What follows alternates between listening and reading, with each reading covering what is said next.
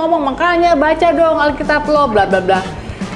Yang nggak seiman sama lo ngomong, wah login gitu pada saat itu ya, itu bahasa. Oh ini ngomongin, sorry, gue banyak banget problem. Bukan, gue banyak banget kayak kontroversi dan maksudnya kayak diomongin orang gitu. Akhir-akhir ini lo lagi ngomongin yang tahun lalu ya? Bukan yang tahun ini ya? Bukan, tahun lalu aja.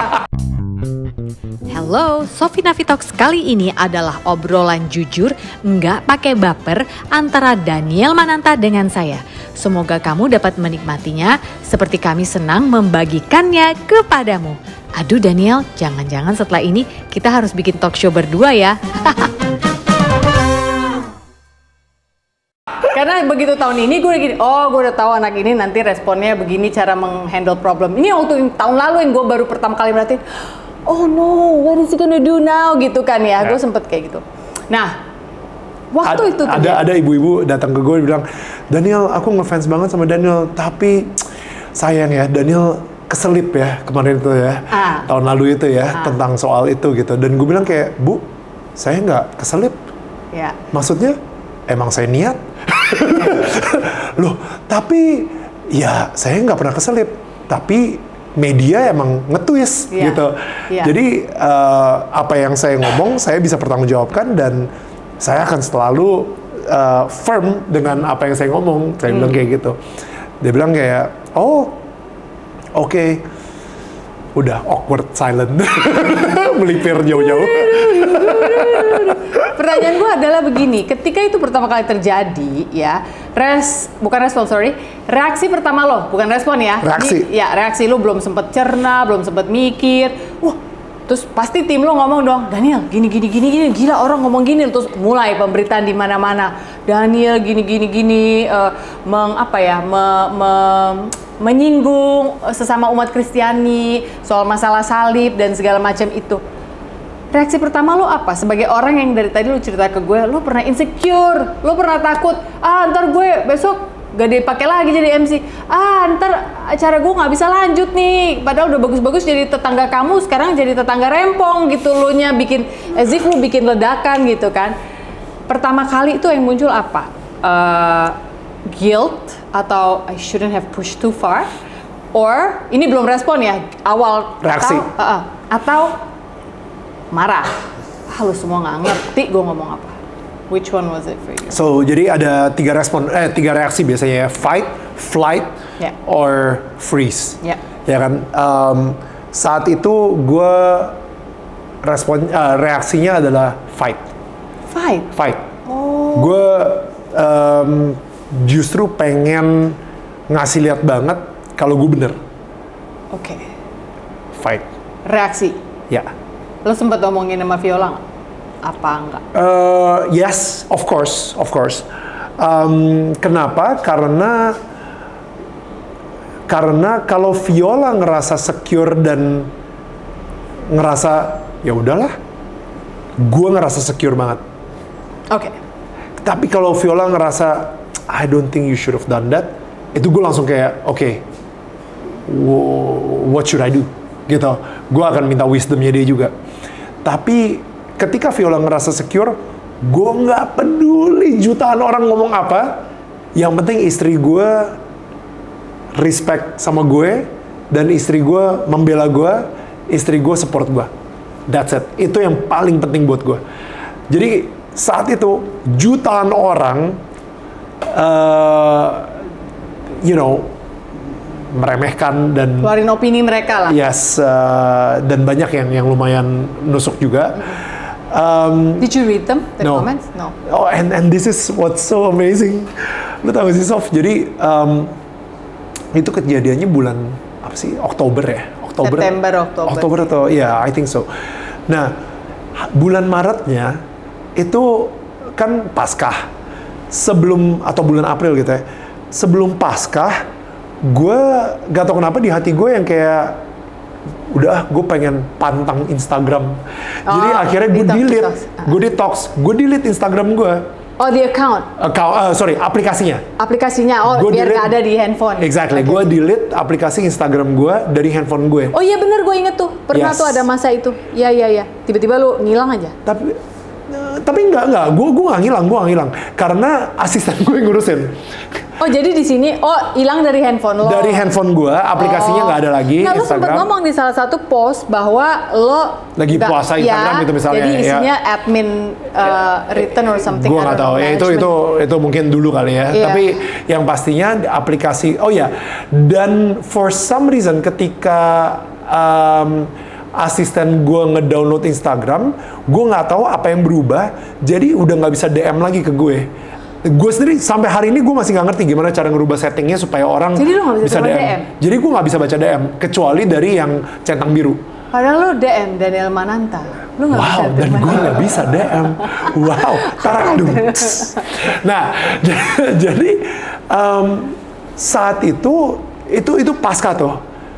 Gue pantangnya itu. Jadi gue dan kebablasan sampai. Buat teman-teman yang ngerti, biasanya kita umat Kristiani itu biasanya kalau Paskah kita suka milih satu hal untuk kita pantangin atau kita puasain. Bukan untuk apa-apa, tapi agar kita lebih fokus sama Tuhan.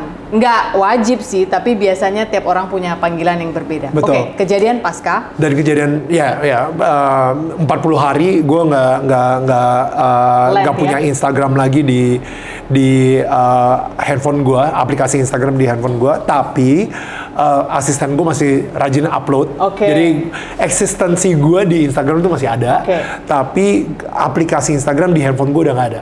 Gitu. Kebablasan sampai hari ini. Gitu. Jadi gue menemukan kenikmatan di mana gue nggak perlu nge-scroll atau comments atau apapun gitu. Nggak ada kewajiban membalas. Nggak ada kewajiban gitu. Nah, jadi akhirnya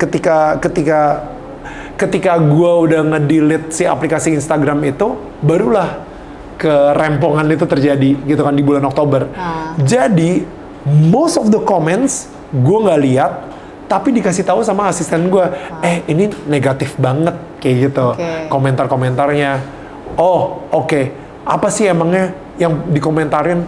Ada yang kebablasan sedikit-sedikit, dan setiap kebablasan, setiap gue lihat account YouTube seseorang yang lagi kayak ini dari mana tahu apa sih bla bla bla bla bla, baca Alkitab dan lain-lain, respon gue itu selalu pengen fight.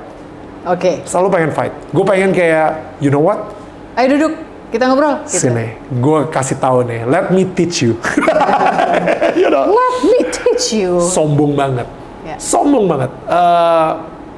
Sampai itu reaksi gue. Tapi akhirnya respon yang disuruh sama Tuhan adalah dari kitab Keluaran 14:14, the Lord will fight for you and you tinggal diam. Need to be quiet. Gitu. So intinya Tuhan bilang di hati gue melalui ayat tersebut, shut up Daniel. Let me handle this. Paraphrasing Daniel Mananta gitu kan. Jadi ketika gue mendapatkan si Exodus 14:14 ini, ya udah, gue diem.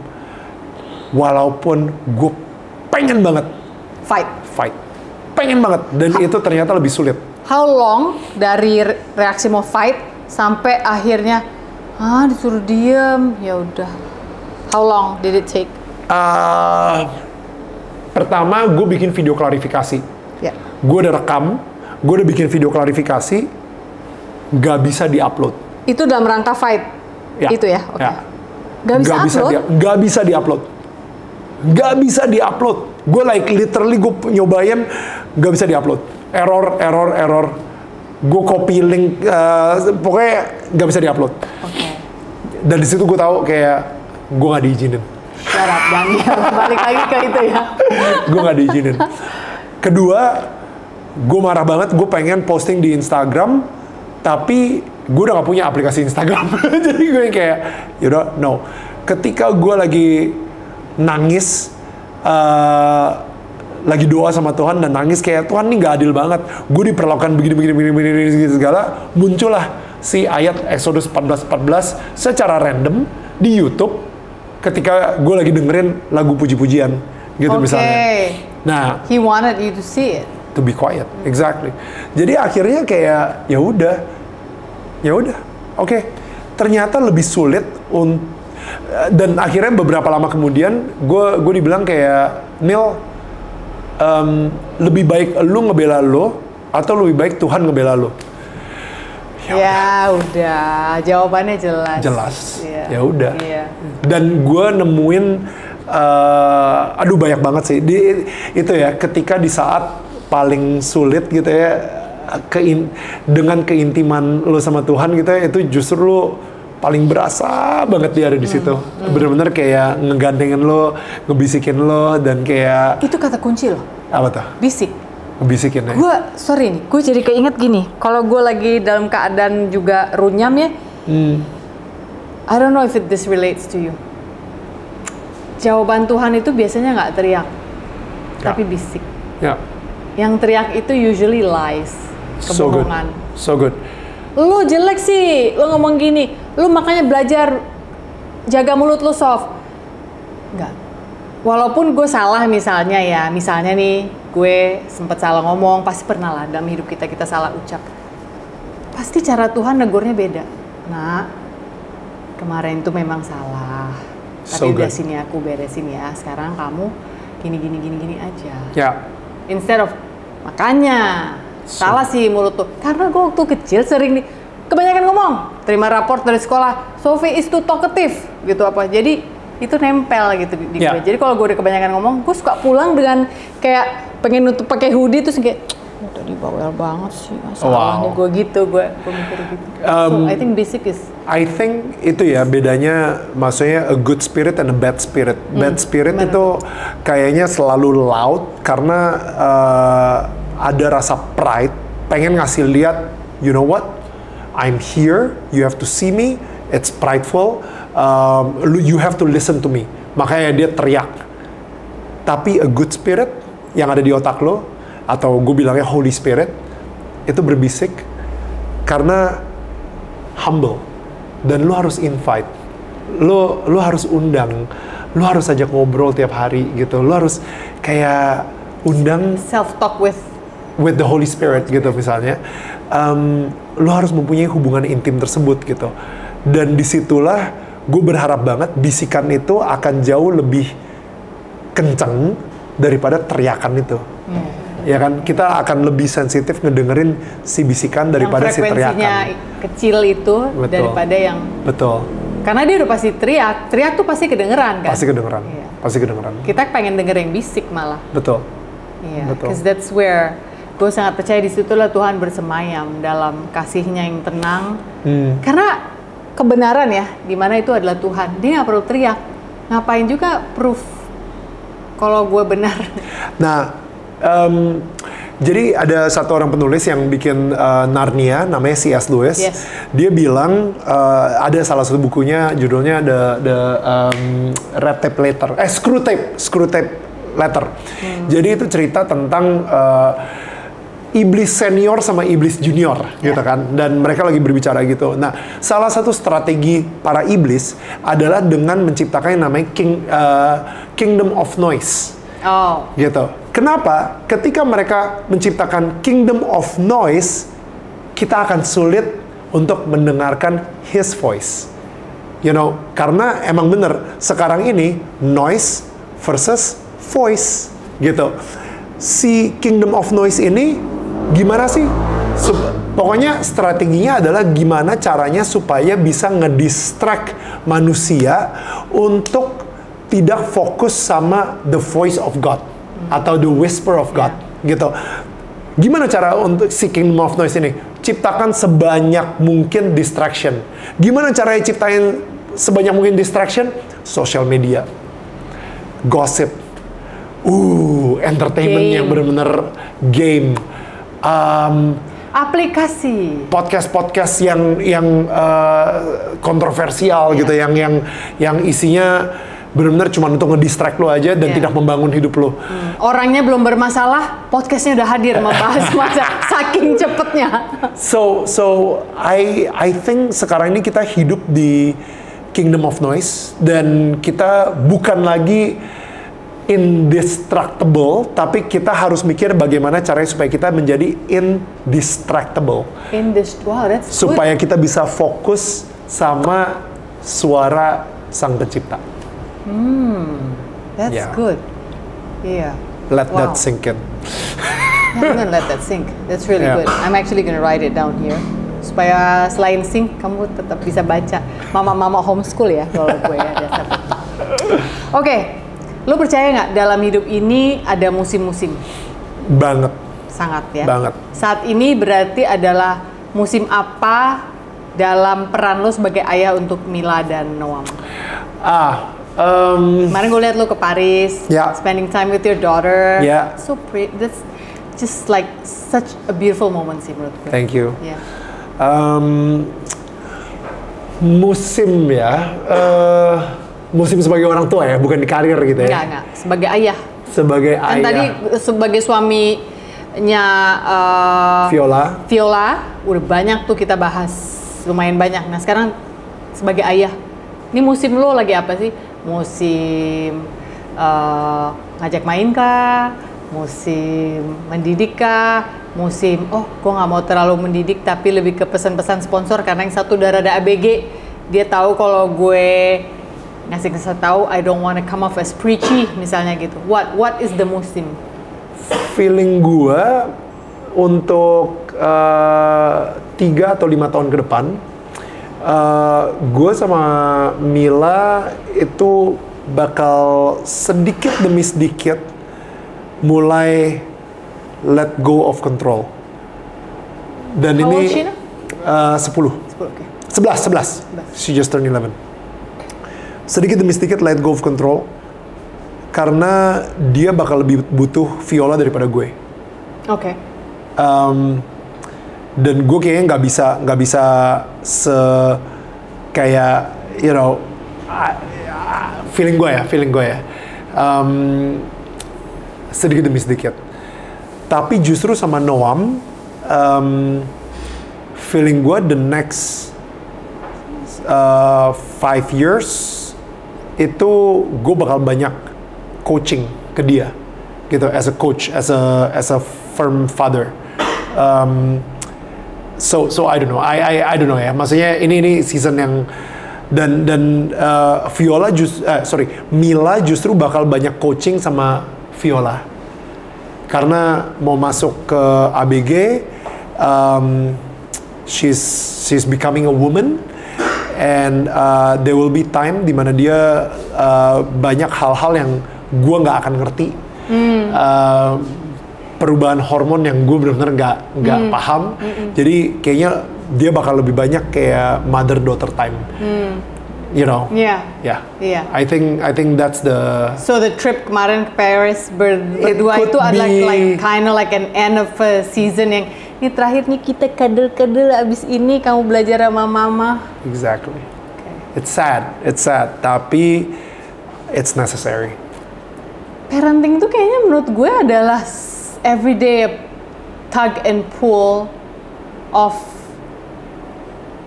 being proud of them and letting go deh. The best wisdom yang gue dapetin, parenting is the art of letting go. Itu wisdom yang gue denger dan gue ngerti banget sih artinya. Tapi memang iya. Karena banyak banget hubungan-hubungan yang toxic yang tercipta gara-gara parentsnya masih terlalu over control anak-anaknya gitu. Bahkan setelah mereka menikah, mereka udah punya keluarga sendiri, tapi the parents masih mau ikut campur dalam pernikahannya si anaknya gitu. Because they think anaknya belum cukup dewasa untuk menjadi kepala keluarga atau menjadi ibu rumah tangga. You know why that happens? Karena waktu mereka kecilan masih mudaan, belum jadi adult dan jadi istri atau suami orang. Ini menurut gue ya, I could be wrong. Because we didn't give them space to make mistakes. Maybe. Jadi dia nggak pernah salah, karena sebelum salah udah kita jadi ketika nggak pernah make mistake, jadi nggak tahu cara ngeberesinnya kan. And then ada orang lain hadir dalam hidupnya sekarang, ya menurut dia ya dia bener aja karena sebelum gue make mistake selalu pasti ada yang beresin kok, ada yang tarik kok, ada yang apa. Jadi dia nggak ngerti bedanya mistake sama sama kita di keluarga Mananta itu sangat Mananta marga ya? Marga. Jadi William adik lu Mananta juga. Mananta juga, okay. Yes. Sorry, marga yang diciptakan oleh bokap gue by the way. Yeah. Jadi bukan kayak marga dari mana, enggak. Di keluarga Mananta ini, which is keluarga gue sama Viola dan 2 anak gue, keluarga kecil Mananta. Satu hal yang kita harus keep banget adalah integritas. Jadi kemarin kita sempet nemuin kalau anak kita dua-duanya sekongkolan untuk bohong sama gue dan Viola. Oh nice, ini paling. Yes. Gue menyikapinya dengan, lu ada konsekuensinya. Gara-gara kalian bohong, ada konsekuensi dari kebohongan ini. So, dan mereka sekarang ini lagi menjalankan konsekuensinya. And jujur nggak enak. Gue nggak enak untuk ngasih konsekuensi, tapi tetap sebagai orang tua yang penuh dengan rasa cinta dan sayang, kita justru harus membiarkan mereka merasakan konsekuensi dari kesalahan yang mereka buat, gitu. So ini beda dengan menghukum ya, Neil? Gue nggak tahu ya. Mendisiplinkan dan menghukum itu ada bedanya nggak? Beda sih kalau menurut gue ya. Bedanya apa tuh? Kalau hukum itu plus menginstil the guilt. Kalau mendisiplinkan, ini loh arahnya yang bener. Kalau arahnya salah ini nanti konsekuensinya bisa gini. There you go. Jadi gue mendisiplinkan itu ya. Nggak sih? Ya, okay. Mendisiplinkan. Ya. Kayak gitu. Ya, jadi lo nggak instill the guilt. Salah. Atau shame. Yeah. Shame. Yeah. Tidak membuat mereka, itu bahasa Indonesianya, termalukan ya. Yeah. Malu gitu. Banyak sebenarnya kan kita menggunakan taktik malu ya. Kayak, malu-maluin banget sih lo, gitu kan. Taktik itu supaya anak kita belajar gitu. Tapi menurut gue itu sesuatu yang tidak sehat tuh. Iya. Makanya bisa muncul istilah body shaming kan sebenarnya dari situ. Awalnya budaya shame-nya. You put the shame on them. Spotlight, lampu, mereknya shame, lo taruh ke mereka. So gitu. Iya nggak sih? Oke. So lebih ke mendisiplinkan. Wow. Jadi I think gue sebagai seorang ayah, I think sekarang ini season di mana gue mentoring, coaching, but that's the season right now. Last but not least, what you have in your heart right now, yang kalau kita bisa bagi jadi entah orang mau ngomong tips atau Daniel Mananta hacks gitu ya, dalam menghadapi hidup. 3 aja. 3 hal. Yang pertama, semua di dunia ini adalah titipan yang dipercayakan. Bukan cuma sekedar titipan aja. I think kalau misalnya titip itu kayak, gue nitipnya ke lu ya, kayak siapa aja tuh bisa nitip. Tapi actually, lu dipercayakan loh. Makanya lu dititipkan. Dititipkan project-project, kayak anak, istri, segala kayak gitu. Gue dipercayakan oleh Tuhan sehingga dia tahu banget I am the best for them gitu. Makanya tapi at the same time mereka bukan milik gue gitu. Jadi semua itu poin yang pertama. Poin yang kedua, integrity. Jadi ketika kita dititipkan sebuah project, dititipkan seseorang dalam hidup kita, ya karena kita tahu ini titipan dari Tuhan dan kita dipercayakan, kita harus menjadi orang yang terpercaya sehingga kita harus sebisa mungkin setiap hari hidup penuh dengan integritas. Karena ya itu ekspektasi dari orang-orang yang dipercayakan gitu kan. Dan yang ketiga, excellence.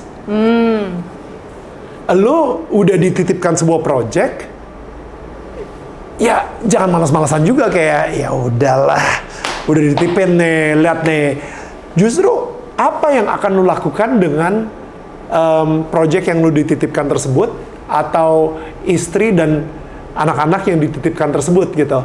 Lu harus memberikan your excellence service gitu. Excellent tuh artinya apa? Makanya gue sebagai seorang suami, gue setiap tahun komit untuk baca buku tentang pernikahan, satu buku aja tentang pernikahan, satu buku tentang parenting gitu. Karena banyak orang tuh ketika udah nikah, ya gue udah nikah nih, yes, go, aman, kelar. Tapi mereka nggak pernah fight for their marriage. Mereka cuman go with the flow with their marriage. Sehingga mereka nggak ada date night, mereka nggak pernah baca buku untuk mengimprove pernikahan mereka. Mereka nggak ada that spirit of excellence gitu. Dan ketika lu dikasih sebuah project, ya gue akan sebisa mungkin memberikan my excellence effort, ya kan? Hal-hal yang excellence bukan kesempurnaan ya? Bukan, kan, ya? Excellence yang the best that I can do, gitu ya, the best that I can do in my journey, gitu. Nah, hal-hal yang bisa gue kontrol, gue akan memberikan the best that I can do, si excellence tersebut, gitu. Tapi hal-hal yang di luar kontrol gue, ya udah pasti ini gue berserah sama Tuhan gitu, untuk Tuhan yang ngurus gitu. Nah, jadi 3 hal itu sih. Yang pertama, semuanya hanyalah titipan yang dipercayakan. Yang kedua, lu harus, karena lu dipercayakan, lu harus menjadi orang yang terpercaya, punya integritas. Dan yang ketiga, karena sudah dipercayakan, have a spirit of excellence gitu. Jadi benar-benar do things excellently.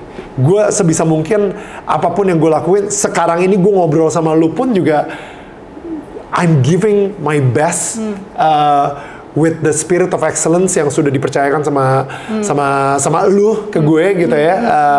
Bukan professionalism. So 3 itu sih intinya. Oke.